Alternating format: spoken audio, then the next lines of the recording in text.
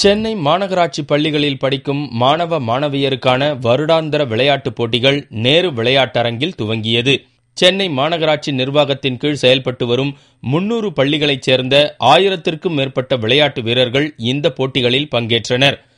பல்வேறு வயதினருக்கான ஓட்டப்பந்தயம், நீளம் தாண்டுதல், குண்டு எறிதல் உள்ளிட்ட 84 வகையான விளையாட்டுப் போட்டிகள் நடக்கின்றன. தனியார் பள்ளி மாணவர்களுக்கு இணையாக படிப்பில் சாதித்து வரும் மாநகராட்சி மாணவர்கள் விளையாட்டிலும் ஒரு கை பார்த்துவிட களம் இறங்கியுள்ளனர். மாநில அளவிலும் மற்றும் தேசிய அளவில் மாணவர்கள் பங்கு பெறுகிறார்கள். இந்த ஆண்டு தேசிய மாநில அளவிலே சுமார் 43 மாணவர்கள் பங்கு பெற்று இருக்கிறார்கள்.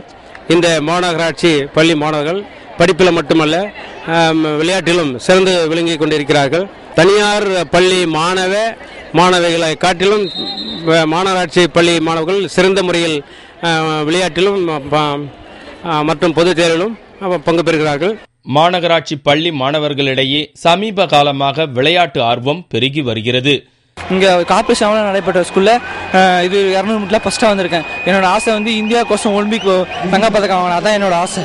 குடும்ப சூழ்நிலை, பொருளாதாரம் மற்றும் தனியார் பள்ளிகளில் உள்ள கிடுக்குப்பிடி ஆகிய காரணங்களால் நடுத்தர வர்க்க மாணவர்கள் மாநகராட்சி பள்ளிகளில் சேர்க்கப்படுகின்றனர்.